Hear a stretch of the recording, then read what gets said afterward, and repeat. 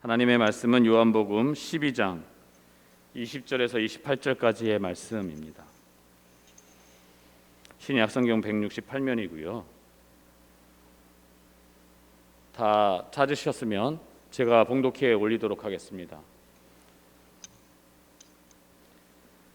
명절에 예배하러 올라온 사람 중에 헬라인 몇이 있는데 그들이 갈릴리 베세다 사람 빌립에게 가서 청하여 이르되 선생이여 우리가 예수를 배웠고 오자 하나이다 하니 빌립이 안드레에게 가서 말하고 안드레와 빌립이 예수께 가서 여쭈니 예수께서 대답하여 이르시되 인자가 영광을 얻을 때가 왔도다.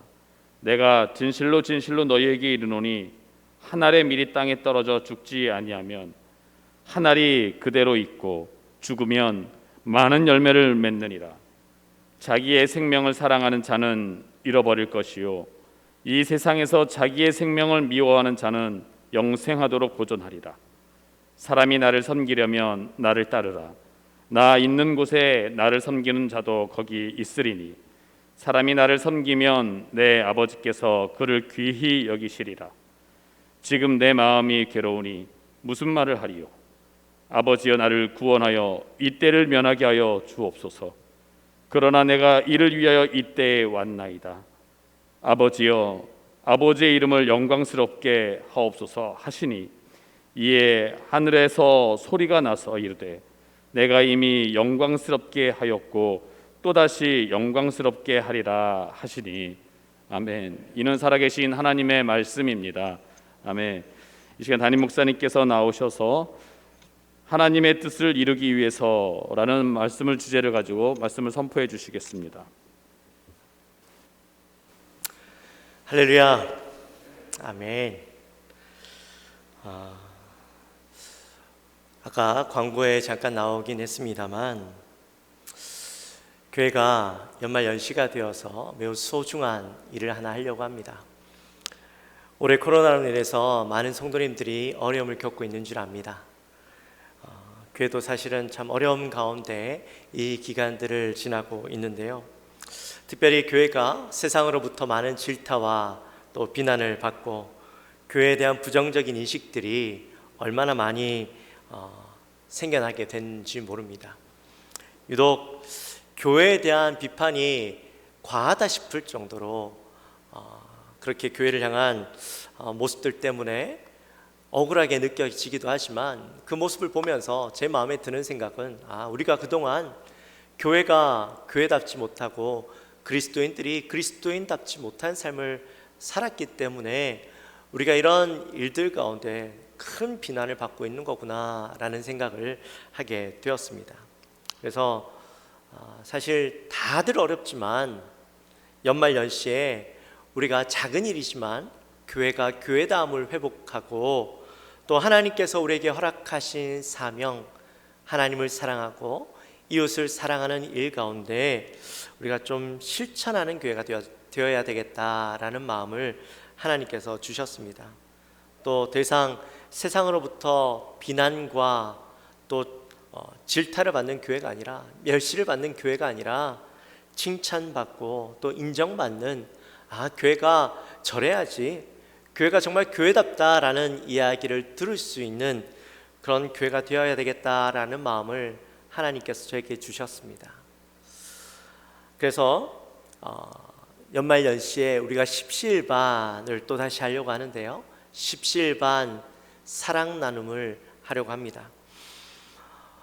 제가 이 일을 준비하면서 또 기획하면서 참 기도하고 어떻게 일들을 진행하면 좋을까 많은 생각도 하고 고민이 있었습니다. 처음에는 우리 성도님들도 어려운데 지금 그냥 조용히 지나가는 게 더 낫지 않을까라는 마음이 사실은 있었습니다. 그래서 하나님 나에게 마음을 주시는 것 같긴 한데 제가 거부를 했었어요. 근데 자꾸 기도하면 기도할수록 내가 이 일을 해야 되겠다라는 마음을 하나님께서 자꾸 주시는 겁니다. 그래서 나름 우리 교회가 할 수 있는 적정선이 뭘까, 또 지금 이 상황 가운데 우리가 어떻게 하면 잘 섬길 수 있을까, 그 마음 가운데 이제 제가 나름대로 적정성을 정하고 우리 당회에서 이 내용들을 결의를 했습니다. 먼저 세 가지로 우리가 함께 섬기려고 합니다. 먼저는 우리 가까이에 있는 도움의 손길이 필요한 환우를 돕는 일을 하려고 합니다. 재정적인 어려움도 있고 또 이 재정적인 어려움 때문에 치료도 제대로 받을 수 없는, 병원비조차 제대로 낼 수 없는 환우를 우리가 찾아서 도와야 되겠다. 그래서 GSM병원에 제가 좀 부탁을 드렸어요. 원목실에 부탁을 드려서 우리 교회가 이런 작은 나눔 행사를 하려고 하는데 혹시 우리의 도움이 필요한 분이 있겠습니까? 라고 여쭤봤더니 기꺼이 알아봐 주셨습니다. 그래서 한 분을 추천을 받았는데요, 저게 나와 있는 자매입니다. 이름은 김의라는 자매고 만 28세, 굉장히 젊은 자매죠. 이 자매는요, 희귀병을 앓고 있습니다. 유행 6종암 말기, 유행 6종암이라는 암에 걸려 있는데 이게 소아암의 일부라고 하더라고요. 저도 몰라서 자료를 찾아봤어요. 그랬더니 소아암의 일종인데 이 질병은 어떤 암인가 봤더니 발열과 압통이 굉장히 크답니다. 그래서 열이 나고 이 육종암이란 게 뼈에 붙어서 생긴 암이거든요. 그러니까 이게 너무 고통스러운 거예요. 근데 지금 이 자매가 말기 상황입니다.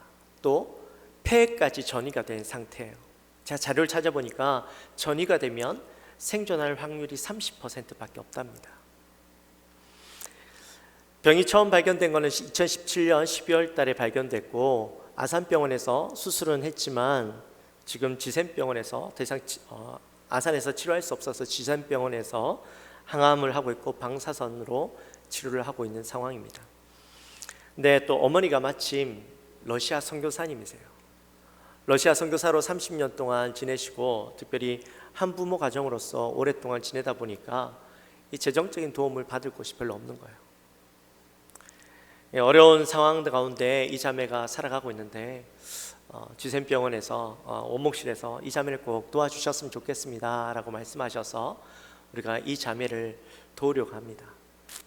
두 번째는 우리 교회도 어렵지만 노회 중에 미자립 교회들이 여러 곳이 있습니다. 많이 있지만 특별히 그 중에 좀 어려운 교회들, 성도님들이 많이 없어서 월세마저도 내기 힘든 그런 교회들을 우리가 좀 도왔으면 좋겠다라는 마음이 있었습니다. 그래서 제가 노회에 부탁을 드려서 두 곳을 추천해 주십시오 해서 두 곳을 추천을 받았는데, 먼저는 포도원 교회입니다. 포도원 교회는 우리 시찰 안에 있는 교회인데 이준호 목사님이 사역을 하고 계세요. 참 성품도 좋으시고 너무 좋으신데 우리 사모님이 많이 아파요. 그래서 여러 번 어려운 수술도 하셨고 어려운 가운데 있는데 우리 이준호 목사님이 참 가정도 어렵고 교회도 어렵고 그래서 참 힘들게 이 목회를 하고 계십니다. 우리가 이 교회를 좀 도왔으면 좋겠다. 그리고 또 다른 교회는 광명 주다산 교회입니다. 광명에 이제 개척한 지는 그렇게 오래되진 않았는데 여기도 교인이 한 20명이 안 된대요. 여기도 할머니들이 많이 계셔요. 그래서 사실은 목사님이 거의 어렵게 사모님과 가족들이 이끌고 가고 있는데 이 교회 가운데 특히나 지금은 할머니들이라서 더 교회를 못 나오시잖아요. 그래서 우리가 이 두 교회를 좀 섬겼으면 좋겠다. 우리 교회보다 더 어려운 곳을 우리가 좀 섬기면 월세가 될지 모르겠지만 최소한 이분들을 도울 수 있는 그런 기회가 되었으면 좋겠다. 그런 생각에 이곳을 도우려고 합니다. 그리고 마지막으로 세 번째는 우리 교회 인근에 있는 어려운 분들을 좀 도왔으면 좋겠다라고 생각을 하고 있습니다. 정부에서 여러 가지 도움의 손길로 많은 분들을 돕고 있지만 그 정부의 도움의 손길 가운데도 사각지대가 있어요. 여러 가지 조건 때문에 도울 수 없는, 정부가 도울 수 없는 형편에 있는 분들이 있습니다. 그래서 우리가 이 주민센터를 통해서 이분들을 좀 찾아내서 많은 금액은 아니지만 한 10가정을 도와서 그들에게 생필품을 전달하고 교류를 할 수 있는 작은 도움을 우리가 좀 드리려고 합니다. 그래서 세 곳으로 각 100만 원씩 300만 원의 예산을 가지고 이를 집행하려고 하는데요. 글쎄요, 제 나름대로 우리 성도님들에게 부담을 드리지 않고 우리가 또 교회로서의 사명을 감당하려고 많이 고민을 했습니다. 그래서 교회가 100만 원 예산을 먼저 이렇게 정하고 우리 성도님들께는 한 200만 원 정도 예산으로 우리가 십시일반을 받아서 이분들을 섬기려고 하는데요. 어렵지만 여러분들 마음 가운데 절대 부담은 안 가지셔도 됩니다. 여러분들 마음 가운데 동하는 마음이 있으시면 그 마음으로 함께 헌금해 주시면 좋겠습니다.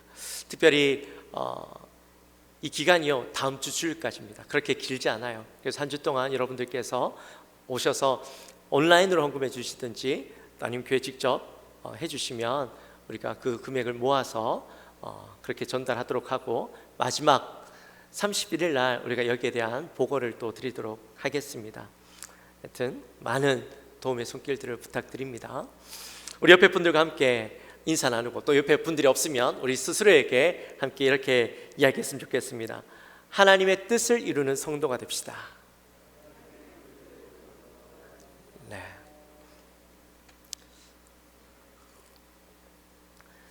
미국 역사상 가장 위대한 복음 전도자를 뽑으라고 한다면 누구를 뽑을 수 있을까요? 네, 벌써 사진 나왔네요. 네, 무디 목사님을 아마 뽑을 수 있지 않을까, 그런 생각을 해봅니다. 무디 목사님은 하나님을 향한 정말 뜨거운 열정을 가진 분이시죠. 그래서 그 열정 때문에 하나님으로부터 큰 능력을 받았던 사람입니다. 이 무디 목사님께서 섬기고 있는 교회에 한 성도님이 계셨는데, 이 성도님이 양조장 사업을 하고 계셨어요. 근데 그 사업이 너무 번창하니까 이제 더 큰 땅에다가 공장을 크게 짓고 이제 사업을 더 확장해서 하려고 했습니다. 그래서 이제 개업을 하기 전에 목사님을 모시고 예배를 드리게 됩니다. 근데 양조장이라고 하니까 여러분 혹시 간장 만드는 공장이라고 생각하실지도 모르겠어요. 근데 간장이 아니라 술을 만드는 공장이에요.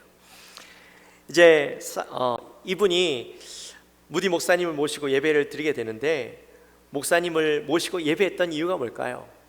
당연히 이 사업이 잘 되고 번창할 수 있도록 목사님 기도해 주시기를, 축복 기도해 주시기를 원하는 마음으로 예배를 드리게 되었겠죠. 그래서 목사님을 모시고 예배를 드리고 설교를 듣고 이제 목사님이 기도하실 시간이 되었습니다. 축복 기도하시려고 양손을 높이 들고 기도하는데 목사님이 이렇게 기도하시는 거예요. 오 주님, 이 양조장이 내일 문을 열게 됩니다. 내일 문을 열기 위해서 오늘 주님 앞에 예배를 드렸습니다. 이 시간 주께 간절히 기도하오니 이 양조장 문이 내일 열리지 않게 하옵소서. 이 문이 열리면 이곳에서 엄청난 술이 만들어지게 될 것이고, 이 술로 인해서 많은 사람들이 술에 취하게 되고 정신을 잃게 될 것입니다. 오 하나님, 제발 오늘 밤 이 주인의 마음 가운데 감동하셔서 내일 이 양조장이 열리지 않게 하옵소서. 그렇게 목사님이 기도하시는 거예요. 여러분, 이 기도를 들었던 주인의 마음이 어떻겠습니까? 화가 나서요, 이 분을 삭히지 못하는 거예요. 같이 예배 드리던 사람들도 어쩔 줄 몰라 하는 겁니다. 예배가 끝나고 이곳에서 이제 파티를 하려고, 오픈 파티를 하려고 다 준비가 되어 있었는데 사람들이 도저히 이 파티에 참석할 수가 없는 거예요. 마음이 불편해서. 그래서 파티도 참석하지 않고 사람들이 다 뿔뿔이 흩어지고 말았습니다. 이 양조장 주인이 얼마나 마음이 불편한지 이 마음에 분이 삭혀지지 않는 거예요. 계속해서 이것을 곱씹으면서 내가 무디 목사님을 모시고 예배 드리지 말았어야 해, 막 후회하면서 계속 분을 삭히고 있었습니다. 밤이 되어서도 화가 삭혀지지 않는 거예요. 잠을 이룰 수 없었습니다. 밤새 그 분노의 마음 때문에 뜬 눈을 지새우고 있다가 이 주인이 새벽에 일어나서 무릎 꿇고 하나님 앞에 기도했습니다. 하나님, 내가 이 양조장을 통해서 많은 돈을 벌면 하나님 앞에 헌금 많이 하고 하나님의 영광을 위해서 쓰임 받으려고 내가 이렇게 기도까지 했는데, 예배까지 드렸는데 무디 목사님이 어떻게 나에게 이런 기도를 할 수 있습니까? 막 분을 내면서 하나님 앞에 기도했어요. 그런데 기도를 한참 하다 보니까 그의 마음 가운데 이런 생각이 드는 거예요. 이 일을 하나님이 기뻐하지 않으시는구나. 하나님의 뜻이 아니구나라는 마음이 들었습니다. 그래서 이 사람이 한참 기도하던 중에 그런 결단을 했습니다. 하나님, 알겠습니다. 내가 이 양조장 문을 열지 않겠습니다. 그리고 이 양조장이 있던 이 건물을 하나님이 기뻐하시는 일에 사용하겠습니다. 그렇게 기도하고 그 기도를 마쳤습니다. 다음날 진짜 양조장 문은 열리지 않았고 이곳을 어떻게 하나님 앞에 기쁘게 사용할까 고민하다가 나중에 오늘날 많은 신학생들의 꿈이자 또 선교사들의 꿈인 시카고의 무디 신학교가 세워지는 장소가 되어집니다. 하나님의 뜻을 안다라는 것은요, 참 어려운 일이죠. 그리고 하나님의 뜻을 알게 되었다 하더라도 그 뜻에 순종하는 것은요, 참 어려운 일입니다. 하지만 우리가 어렵지만 그 뜻에 순종할 때에 하나님의 놀라운 역사가 일어나게 되는 것이죠. 오늘날 많은 사람들은 하나님의 뜻을 알고 싶어 합니다. 그래서 하나님의 방법, 하나님의 길, 이것을 알고 싶어서 열심히 기도하죠. 말씀도 열심히 읽습니다. 하나님의 뜻을 알기 위해서 하나님의 뜻에 대한 많은 책들을 읽습니다. 그런데 실제로 그 사람들은 이 하나님의 뜻을 발견하지 못할 때가 많아요. 왜 그럴까요?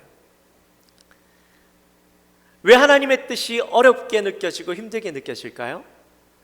사실 하나님의 뜻은 어려운 데 있는 게 아니에요. 굉장히 심플하고 간단합니다. 근데 사람들이 하나님의 뜻에 대해서 어렵게 생각하는 이유는 하나님의 뜻이 아니라 내 뜻을 하나님의 뜻에 관철시키고 싶어 하기 때문에 어려운 거예요. 우리가 크리스마스를 맞이하여서 우리가 예수님께서 이 땅에 오신 이유에 대해서 함께 말씀을 나누고 있습니다. 시리즈 말씀을 함께 나누고 있는데 첫 번째 시간으로는 무슨 말씀을 나누었죠? 예수님께서 이 땅에 오신 이유는 하나님을 나타내 보이기 위해서, 두 번째는 마귀를 멸하기 위해서, 세 번째는 오늘 우리가 함께 나눈 말씀이죠. 바로 하나님의 뜻을 이루기 위해서. 우리가 이 말씀을 가지고 오늘 함께 말씀을 나누도록 하겠습니다. 여러분, 하나님의 뜻이 뭘까요? 하나님의 뜻. 아마 여러분들도 이 하나님의 뜻을 알기 위해서 많이 노력하고 기도하실 겁니다. 직장을 구하거나 아니면 중요한 어떤 결정이 있을 때 하나님의 뜻이 무엇입니까? 놓고 많이 기도하시죠. 그 기도하실 때에 어떻습니까? 우리가 기도하면서 하나님의 뜻을 알고 그 뜻을 결정하기 원하는데 어때요? 우리가 하나님의 뜻이 무엇인가에 대한 정의부터 좀 세워놓고 이 고민들을 하면 좀 더 쉽지 않을까 싶습니다. 여러분, 하나님의 뜻이 뭔가? 하나님의 뜻이란 하나님이 가지고 계신 어떤 목적과 계획을 의미합니다. 하나님에게는 놀라운 뜻이 있습니다. 계획이 있습니다. 목적이 있습니다. 그게 뭐냐면 우리가 올해 소요리 문답을 가지고 우리 함께 말씀을 나누었었죠. 그때 하나님께서 이 땅을 창조하신 목적이 뭐냐? 이 질문을 가지고 우리 함께 말씀을 나누었습니다. 혹시 기억나십니까?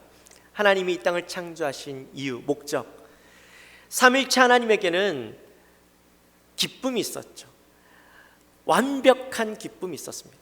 근데 하나님께서 우리 인간을 너무나도 사랑하셔서 하나님의 그 기쁨을 누리게 하고 싶어 하셨어요. 그래서 이 땅을 창조하시고 이 땅에서 인간들이 머물면서 함께 하나님의 기쁨 가운데 살도록 허락해 주셨죠. 처음에는 에덴 동산에서 이 하나님의 기쁨을 누리면서 잘 살고 있었습니다. 그런데 거기에 마귀가 들어오게 되죠. 그래서 사람들이 죄를 짓게 됩니다. 그 죄가 사람들의 마음에 들어오게 되면서 사람들은 하나님의 기쁨을 잃어버리게 돼요. 완전히 그 기쁨을 잃어버리게 됩니다. 그래서 하나님의 뜻은 우리 인간들을 다시 회복시키셔서 다시 그 하나님의 기쁨을 누리게 하는 것, 그것이 바로 하나님의 뜻이죠. 가장 원론적이지만 가장 명확한 하나님의 뜻입니다. 예수님께서도 이 땅에 오신 이유는 바로 그 하나님의 뜻을 이루기 위해서 오셨습니다. 30년 동안 목수로서 삶을 사셨지만 그 30년의 세월은 헛된 세월이 아니라 바로 예수님이 하나님의 뜻을 이루기 위해서 준비되는 시간이었습니다.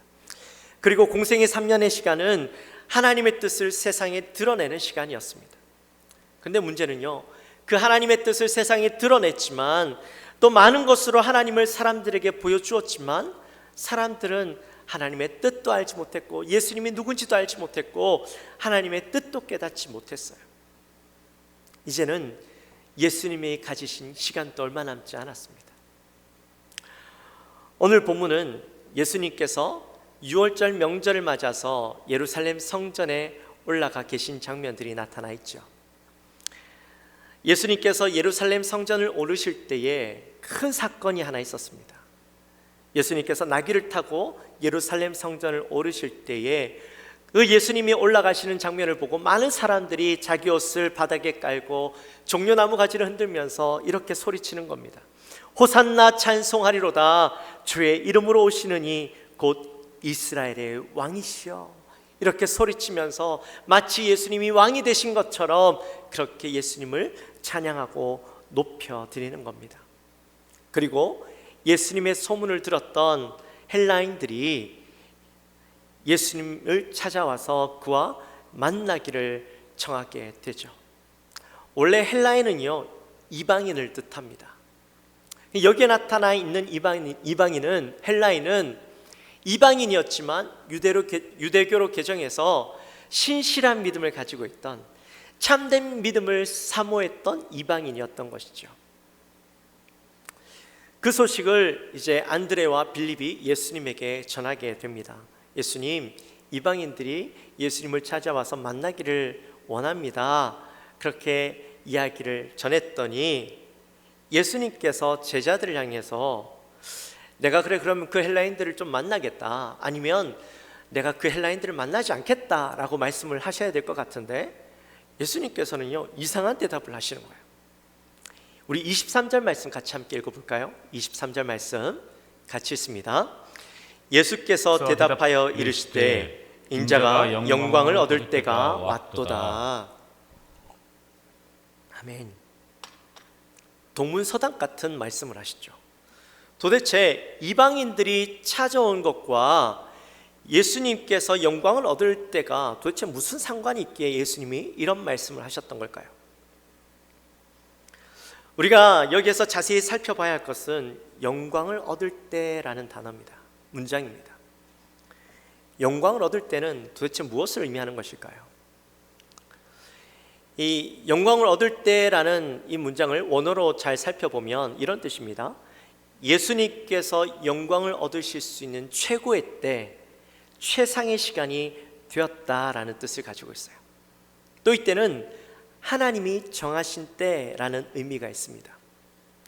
바로 예수님께서 이 땅에 오신 목적, 그 이유가 여기에 드러나 있는 것이죠. 예수님은 이 땅에 왜 오셨어요? 영광을 얻기 위해서 오셨습니다. 근데 이 영광은 어떤 영광인가?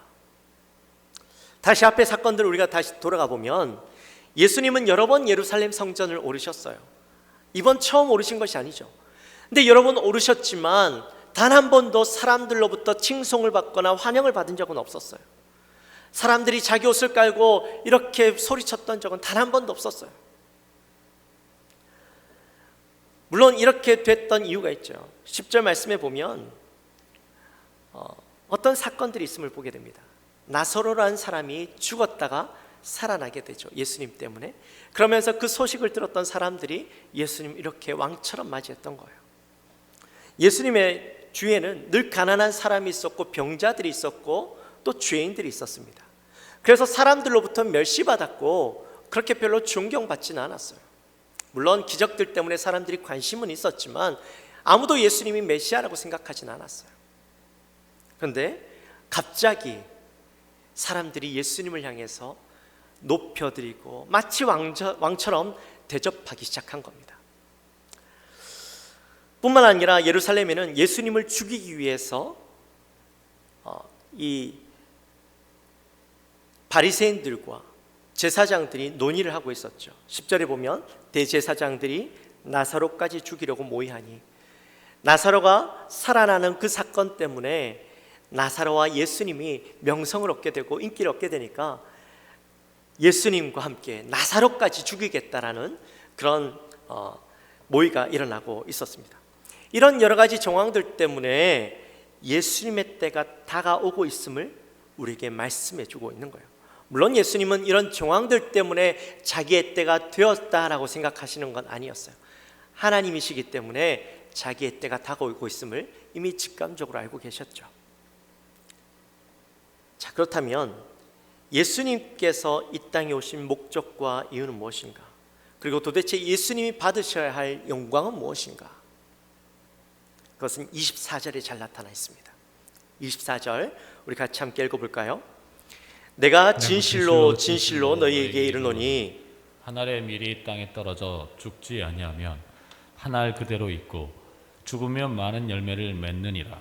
아멘. 예수님이 이 땅에 오신 목적은 뭐라고요? 한 알의 밀이 되기 위해서, 사람들로부터 존경받고 영광받고 메시아로 인정받아서 내가 높아지기 위해서 예수님이 이 땅에 오신 것이 아니라 한 알의 밀이 되기 위해서. 그것도 어떤 밀? 썩어져서 많은 열매를 맺는 그 밀이 되기 위해서 이 땅에 오셨다라는 거예요. 다른 말로 이야기하면, 간단하게 이야기하면 죽기 위해서 오셨다라는 말이죠. 영광은 곧 죽음을 의미하는 것이었습니다. 예수님은 하나님과 사람 사이에 막혀있던 죄의 담을 허시고 하나님이 처음에 원하셨던 그 모습을 회복하기 위해서, 하나님의 기쁨을 누리시게 하기 위해서, 그 하나님의 뜻을 이루기 위해서 이 땅에 오셨다라는 거예요. 예수님이 하나님의 밀이 되어서 죽으시면 이 땅에 있는 많은 사람들이 바로 새로운 생명을 얻게 되어지고 옛 모습을 회복할 수 있게 되어지는 것입니다. 자, 그렇다면 이 예수님의 죽음은 어떤 죽음인가? 세상 사람들이 가장 수치로 생각하는 죽음이었습니다. 십자가에서의 죽음이었어요. 가장 고통스럽게 죽어야만 하는 그런 죽음이었습니다.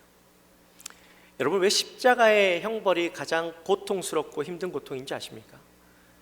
이 고통은요, 죽을 때까지 고통을 느끼게 했던 거죠. 몇 시간이고 그 고통을 다 경험하고 몸에 있는 물과 피가 다 빠지고 나서야 죽는 죽음이었습니다. 또 예수님의 죽음은 세상의 모든 죄를 대신해서 지고 죽어야 했던 죽음이었어요.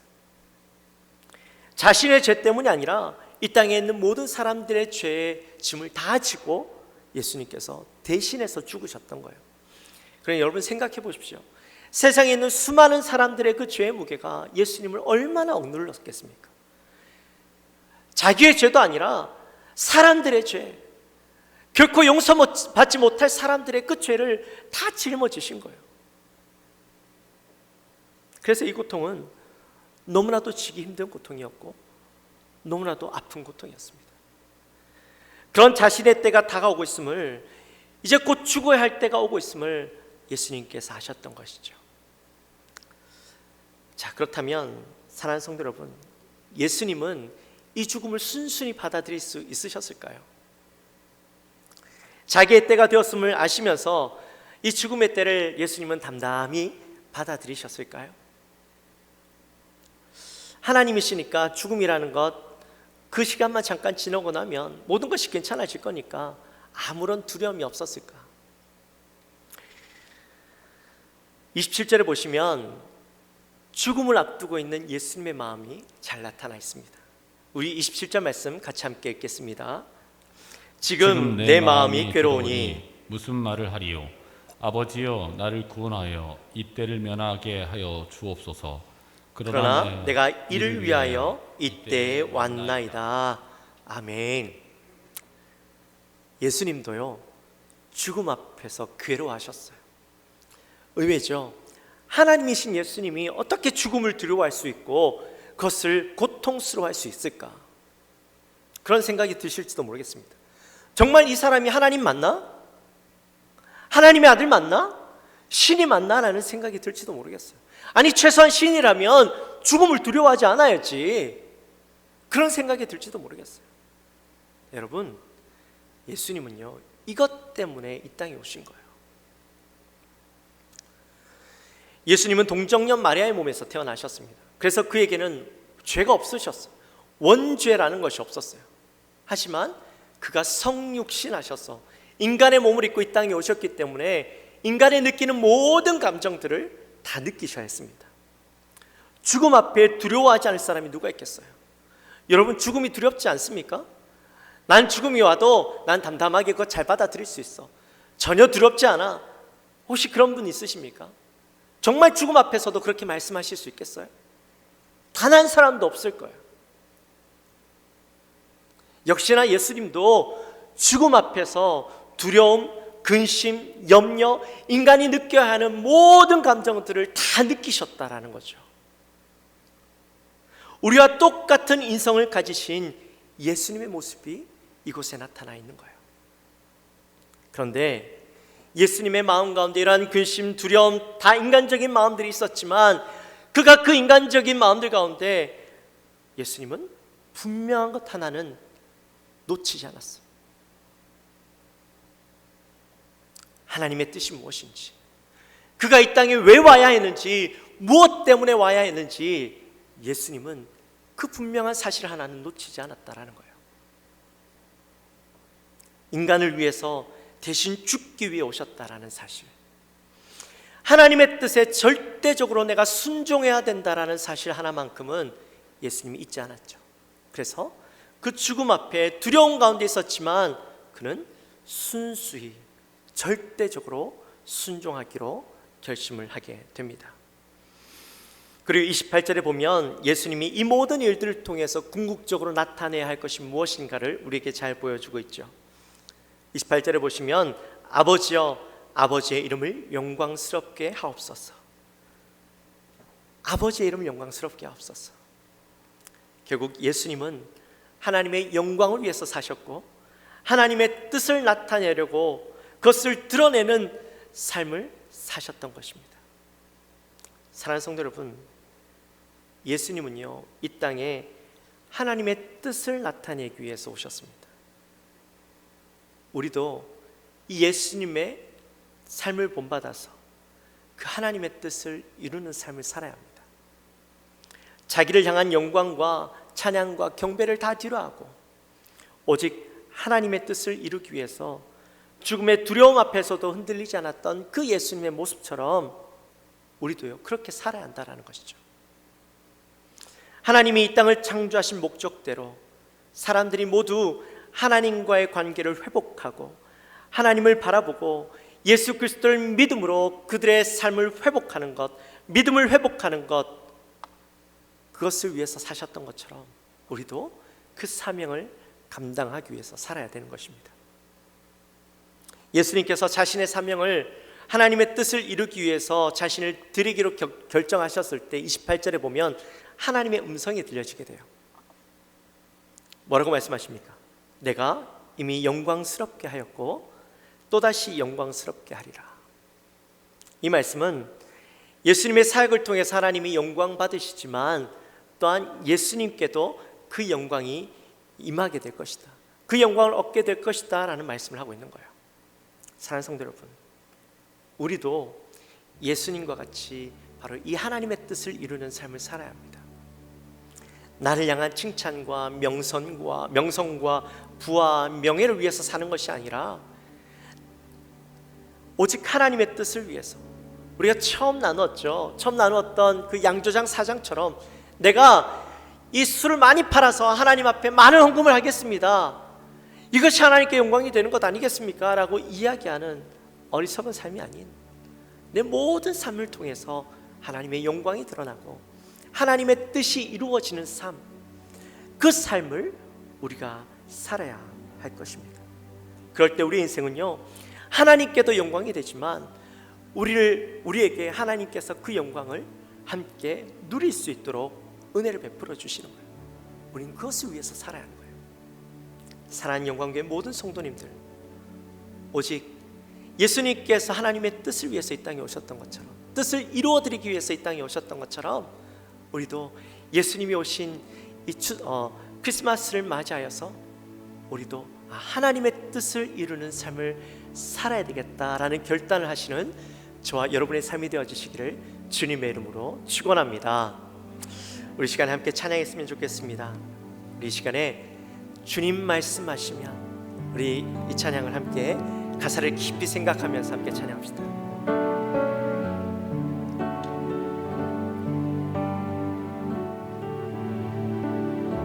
주님 말씀하시면, 주님 말씀하시면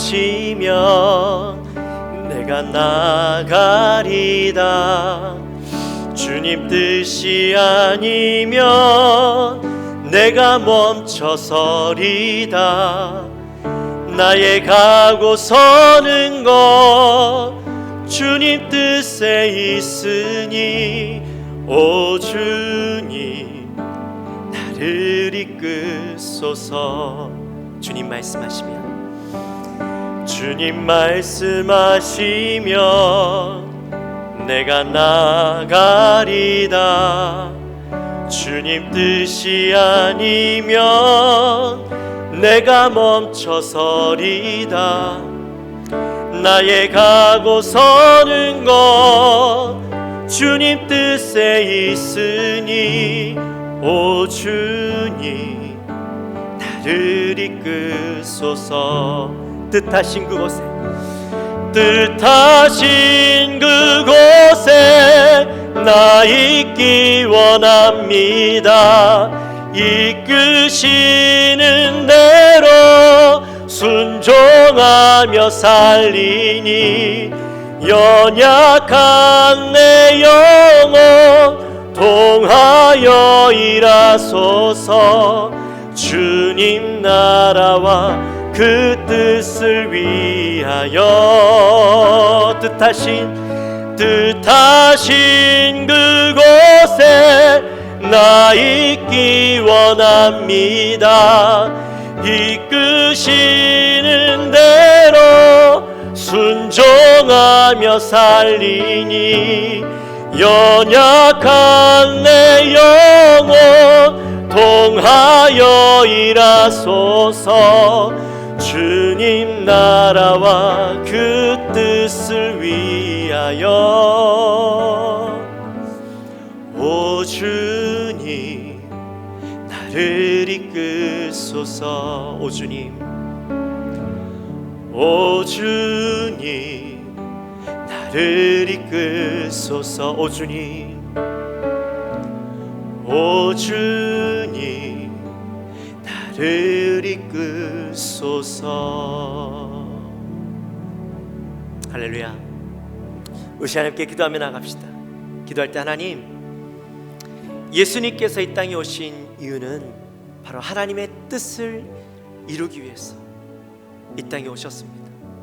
결코 죽을 수밖에 없었던 하나님의 놀라운 계획과 하나님의 뜻 가운데 있던 우리가 범죄함으로 하나님의 놀라운 기쁨, 완벽한 그 기쁨과 사랑을 누리기 원하셨지만, 우리가 범죄함으로 그 모든 기쁨을 잃어버리고 그 사랑을 잃어버리고 영원한 죽음 가운데 있게 되었는데, 그 죽음의 관계를 회복하기 위해서, 옛 모습을 회복하기 위해서 이 땅에 자신의 몸을 아낌없이 내어드리기 위해서 오셨음을 우리가 말씀을 통해서 깨닫습니다. 주님의 그 놀라운 사랑을 우리가 다시 한번 깨닫습니다. 하나님 앞에 감사하는 마음 있게 하시고, 하나님, 우리도 이 땅을 살아갈 때 여전히 우리가 이루어야 할 하나님의 뜻을 위하여서 살아가는 우리 인생이 되게 하여 주옵소서. 예수님이 사셨던 것처럼 우리도 하나님의 뜻을 이루는 삶 되게 하여 주옵소서. 우리 마음을 가지고 간절히 주여 한번 부르시고 기도하며 나갑니다. 주여! 하나님 아버지, 감사합니다. 오늘 우리가 크리스마스를 맞이하여서 예수님께서 이 땅에 오신 이유에 대해서 우리 함께 말씀을 나누었습니다. 세 번째 시간으로 예수님은 하나님의 뜻을 나타내기 위해서 이 땅에 오셨음을 말씀을 통해 나누었습니다. 하나님을 향한, 예수님을 향한 수많은 명성과 칭찬과 또 하나님을 향한 경배와 칭송이 있었지만, 그러나 그것을 뒤로하고 자신의 사명을 바라보고 자신의 모든 것을 내어드기로 하나님의 뜻을 바라보고 죽기로 담대하게 결정하였던 예수님의 모습을 바라봅니다. 하나님, 우리도 예수님처럼 살기 원합니다. 예수님이 그렇게 사셨던 것처럼 우리도 그렇게 살기 원합니다. 예수님을 바라보며 하나님의 뜻을 이루기 위해서 우리의 인생을 주님 앞에 기꺼이 내어놓는 인생이 되기 원합니다. 하나님의 영광 위에서 나가는 우리 인생이 되기 원합니다. 우리 사랑하는 영광교회 모든 성도들을 주님 붙잡아 주시고 그들 마음 가운데 하나님의 영광을 위해서, 하나님의 뜻을 위해서 살아가는 마음을 허락하여 주옵소서. 세상이 주는 마음들을 다 내어버리게 하시고 그것들 가운데 우리의 마음을 빼앗기는 것이 아니라 많은 물질을 통하여서, 내가 많은 일들을 통해서 내가 하나님 앞에 영광을 돌려드리겠다라는 내 뜻을 하나님의 뜻에 관철시키는 인생이 아니라 하나님의 뜻을 찾아 절대적으로 순종하며 그 뜻을 이루어드리게 나가는 우리 사랑 모든 성도들 되게 도와주옵소서. 하나님 감사합니다. 저들을 사랑하여 주셔서 이렇게 귀한 또 하나님의 말씀을 나누게 하시니 감사합니다. 예수님이 이 땅에 오신 이유는 바로 하나님의 뜻을 이루어드리기 위해서 오셨다라는 말씀을 우리 함께 나누었습니다. 하나님, 정말 간절히 소원합니다. 예수님께서 자기를 향한 칭찬과 명성과 많은 사람들을 바라볼 때에 그의 마음이 흔들릴 수도 있었고, 또한 죽음 앞에서 그의 마음이 바뀔 수도 있었지만, 그러나 분명하게 하나님의 뜻을 부여잡고 그의 인생의 목적을 향해 나갔던 우리 예수님의 모습처럼 우리도 우리를 향하신 하나님의 뜻을 바라보며 그 하나님의 뜻을 이루기 위해서 날마다 살아가는 우리 사랑하는 모든 영광교회 성도님들이 되게 하여 주옵소서. 감사합니다. 예수님의 이름으로 기도하옵나이다.